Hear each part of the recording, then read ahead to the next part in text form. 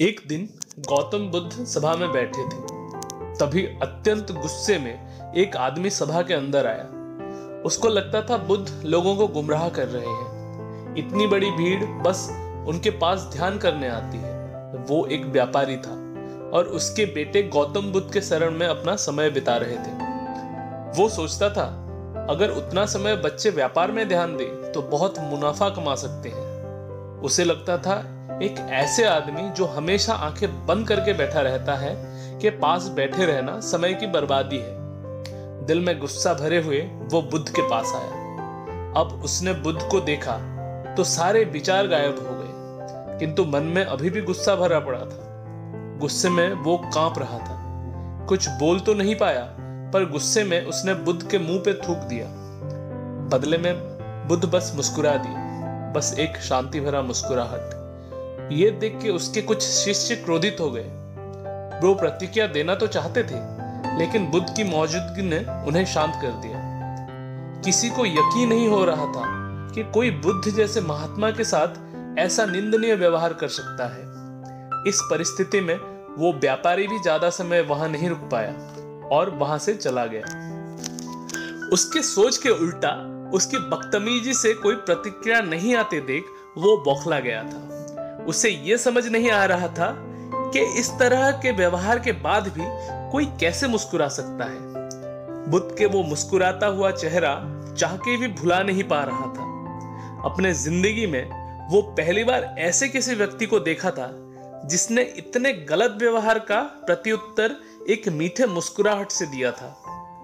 उसे रात भर नींद नहीं आई। उसके अंदर एक बदलाव आ रहा था। वो कांप रहा था, इस बार गुस्से से नहीं बल्कि पश्चाताप से।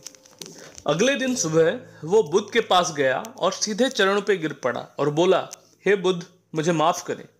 मुझे खुद नहीं पता था कि मैं क्या कर रहा था। बुद्ध ने जवाब में कहा, मैं तुम्हें माफ नहीं कर सकता। इस तरह के प्रतिक्रिया से बुद्ध के शिष्यों के समेत सभी लोग चौंक गए।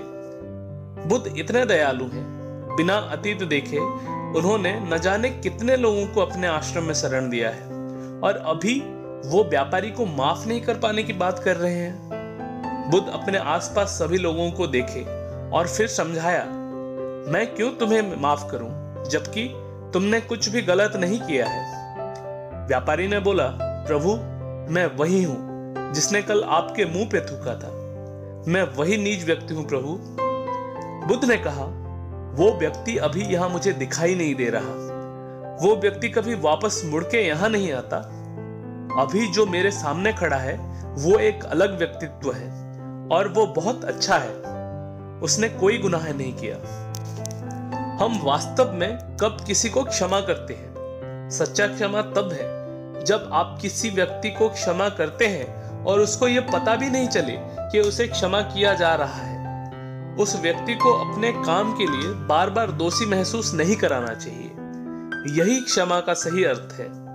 यदि आप किसी को क्षमा करते हैं और उन्हें उनकी गलती के बारे में बार बार याद दिलाते रहते हैं और उन्हें हर समय दोषी महसूस कराते हैं, तो सच्चाई यह है कि आप अभी तक उन्हें माफ नहीं किया है। अपनी अपराध का एहसास ही किसी के लिए पर्याप्त सजा होता है। आप देख रहे हैं a better me motivation. Channel को सब्सक्राइब और वीडियो को लाइक करें। अपने विचारों को कमेंट सेक्शन में बताएं। जय हिंद, धन्यवाद।